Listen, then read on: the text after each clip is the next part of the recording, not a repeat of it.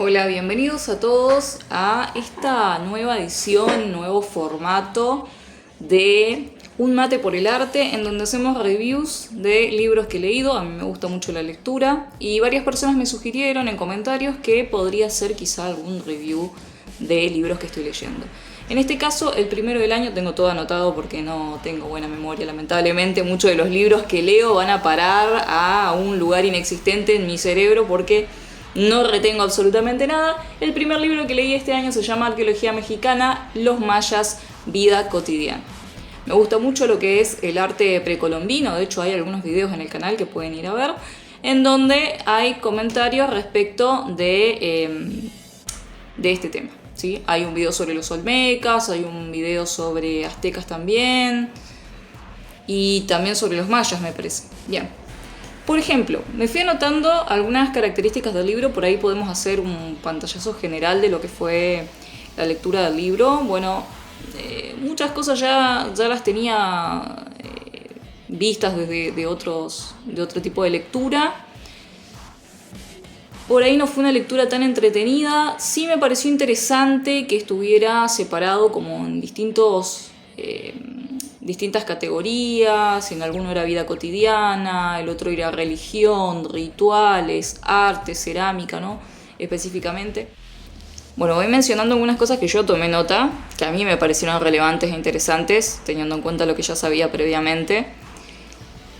Por eso estaría bueno que ustedes, si les interesa el tema, lean el libro y tomen nota de aquello que a ustedes les interesa, ¿sí? Esa es otra de las razones por la que no está bueno, si están estudiando, leer a partir de resúmenes de otras personas, porque cada uno encuentra importante o interesante cosas diferentes de un mismo texto.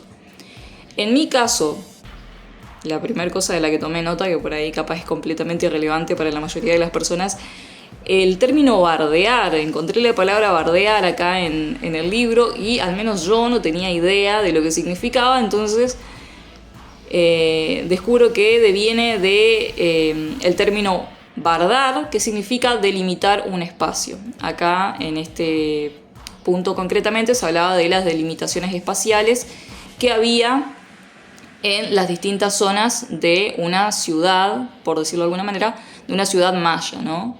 Como está el templo en el centro de la ciudad y a medida que se van alejando se van volviendo cada vez menos relevantes socialmente las habitaciones, los lugares donde se vive, ¿no? Por ejemplo, en el centro vamos a encontrar en el templo, alrededor los sectores sociales más importantes, como por ejemplo la nobleza, los sacerdotes, los guerreros, y por último vamos a encontrar al pueblo, a los campesinos, etc. De hecho, la mayoría de las personas del pueblo tenían prohibido ingresar a la ciudad, o sea, a la zona del templo, al menos que fuera para ritos religiosos o que fueran al mercado. Otra de las cuestiones que me anoté fue uno de los apartados que les mencionaba hoy, que tenía que ver con el aspecto físico. Y ahí me encuentro, por ejemplo, que en el caso de los hombres una altura promedio estaba determinada entre el 1,60 m y el 1,50 m en el caso de las mujeres mayas. Un dato que a mí me pareció interesante. Bueno, no tiene por qué ser lo que a ustedes les interesa a la hora de leer este tipo de libros. Y que en la infancia, acuérdense que dentro de las características de la belleza maya encontrábamos la obesidad, la deformación craneana, que eso se repite en casi todas las culturas precolombinas, y el hecho de ser visco, eso también se repite mucho en las culturas precolombinas. Entonces, para lograr esta cuestión de que el chico que crezca siendo visco, como una cuestión estética de belleza, pero también religiosa, porque estaban asociados, se les ponía una cuenta de cera en medio de los ojos. Entonces eso distraía permanentemente la vista del bebé y tendía a llegar a esta cuestión de la visquedad.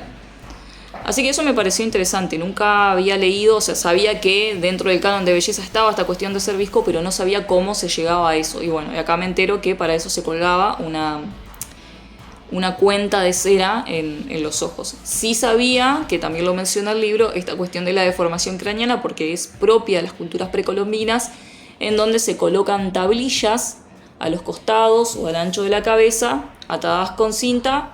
También había una especie de camas, que eso también lo menciona el libro, una especie de camas en donde se apoyaba al bebé y se colocaba una tablilla encima para ir deformando el cráneo. Y depende de la época histórica en la que estemos hablando, acuérdense que hay varios periodos dentro de lo que es la cultura maya, así como por ejemplo pueden encontrarse en la egipcia, en la griega, era distinta el tipo de deformación craneana que se iba haciendo. Otro dato interesante que encontré, que a este no lo tenía, era que se hacían incrustaciones y limados de los dientes. Me parecía interesante a nivel estético. Sí sabía que hay otras culturas, como por ejemplo la cultura de Remojadas, que practicaban esta cuestión del limado de los dientes. La cultura de Remojadas puntualmente se lima los dientes en forma de puntas, digamos, para asemejar sus dientes con los del jaguar, que era uno de sus dioses principales.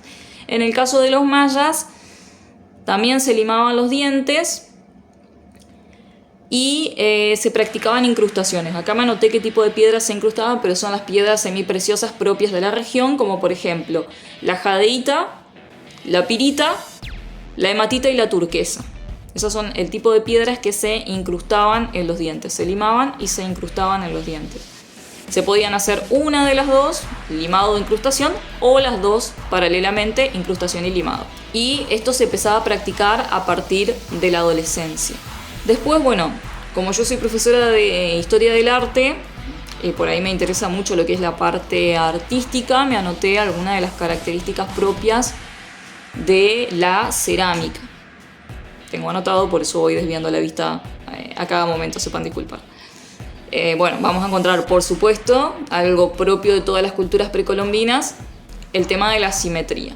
Para quien no sepa lo que es la simetría, es partir un eje a la mitad de la obra, en este caso de la pieza cerámica, y vamos a encontrar que un lado como el otro son exactamente iguales. La cultura precolombina por lo general trabaja no la simetría propiamente, sino la simetría aparente. ¿Qué es la simetría aparente? Es básicamente partir un objeto imaginariamente, ¿no? Partir un objeto a la mitad, en este caso imaginemos una pieza cerámica partida a la mitad, y de un lado como del otro son parecidas, bastante similares, ¿sí? No es exactamente igual, sino que vamos a encontrar que en uno de los lados hay quizá una pequeña diferencia con respecto de la otra. Por eso se llama simetría aparente, son casi iguales. También otra de las características es el dibujo con engobe. El engobe es una técnica donde el pigmento se mezcla con polvo de arcilla, se le agrega agua y eso sirve para pintar la pieza cerámica. Entonces, en este caso, lo que ellos hacían, en vez de pintar la pieza cerámica, es dibujar con esa técnica, ¿no? Y la narración pictórica, que esto es algo que también lo vamos a encontrar dentro de la cerámica griega, ¿sí? Que es que en la pieza cerámica vamos a contar y narrar historias. En el caso de los mayas, narrar y contar historias relacionadas con, sus dioses. Otro dato que me pareció interesante es que la cerámica servía como moneda de cambio. En las principales culturas precolombinas, llámese mayas, aztecas e incas, aztecas, después vamos a entrar en eso. Aztecas no son aztecas, ¿sí? Aztecas se los denomina así porque vienen de la región de Aztlán, pero en realidad ellos a sí mismos se llamaban mexicas, ¿sí? Pero bueno, dejando eso de lado, sabemos que en estas tres culturas la moneda de cambio eran a veces granos, como por ejemplo el cacao. El cacao es uno de los granos principales que servía como moneda de cambio, así como los granos de café. Pero en este caso de los mayas menciona que la cerámica era una forma de moneda de cambio de la élite. O sea, el Alachwinik es como el líder principal de los mayas, a veces entregaba piezas de cerámica como formas de regalo, ¿no? Como moneda. No desconozco si las otras dos culturas, las mexica o aztecas y los incas, hacían lo mismo, pero puede ser. También los artistas tenían un valor bastante importante dentro de la sociedad de los mayas eran de alto rango. ¿Por qué? Porque tenían que conocer su cultura para poder hacer esto que les contaba hoy, que era la narración pictórica dentro de las vasijas. O sea que tenía que ser una persona letrada, una persona conocedora. No cualquiera podía ser un ceramista, digamos, un alfarero. Y tenían títulos asociados. Acuérdense que cada personaje dentro de la cultura maya tenía como su título honorífico, así como hoy mencionábamos esto del Alachwinik, el líder supremo, ¿no? Y en este caso ellos tenían un título asociado con el dios Itzmaná. Voy leyendo también lo que voy escribiendo a ustedes, que repito, son las notas que hago yo y capaz me parecen relevantes, cosas que para ustedes son totalmente intrascendentes, pero bueno, yo se los voy mencionando como para que se vaya comprendiendo, ¿no? ¿Okay? Por ejemplo, tengo anotado acá que la mano sobre el hombro, cuando uno hace una representación, ya sea en murales, en cerámica, esta cuestión de apoyar la mano sobre el hombro denota paz y sumisión. Y que el abanico, este dato por ahí lo tenía así, pero el libro lo trata en profundidad, que el abanico es un símbolo de los mercaderes. Por eso cuando veamos en una obra una representación de un personaje con un abanico, por lo general lo vamos a asociar a un mercader.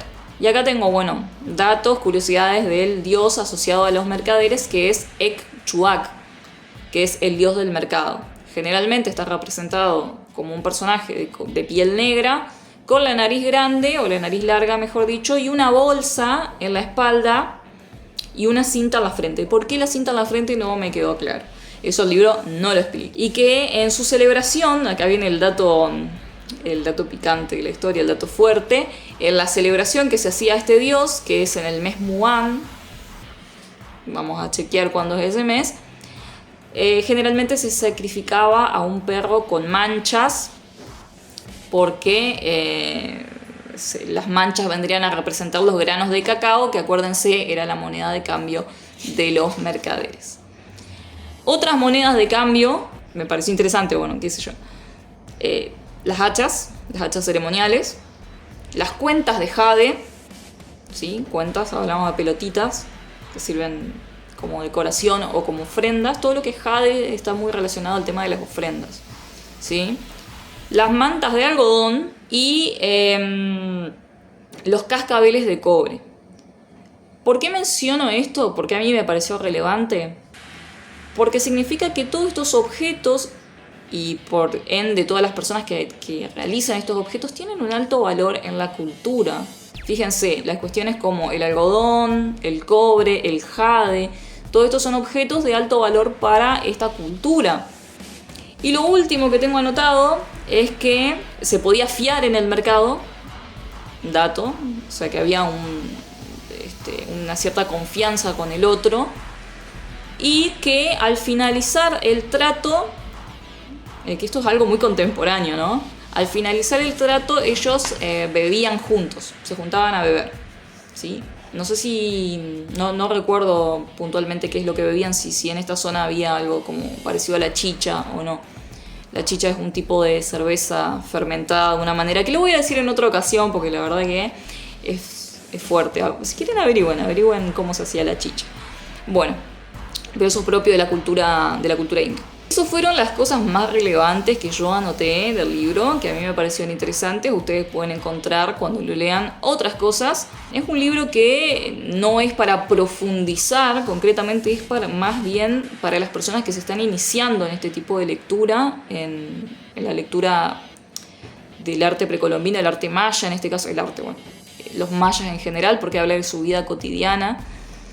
Yo la verdad que lo empecé a leer con la finalidad de encontrarme algo más puntual. Por ahí no encontré tanto lo que buscaba, pero sí, bueno, estas cosas que les mencioné que me parecieron relevantes. Así que bueno, los invito a leerlos. Quizá ustedes encuentren relevante muchas cosas que yo pasé por alto o que a mí no me interesaron porque los había leído en algún otro libro quizás. Así que bueno, espero que les haya parecido interesante, relevante este nuevo formato, esta nueva forma de contar o de subir videos. Obviamente es el primero, va a salir muy mal.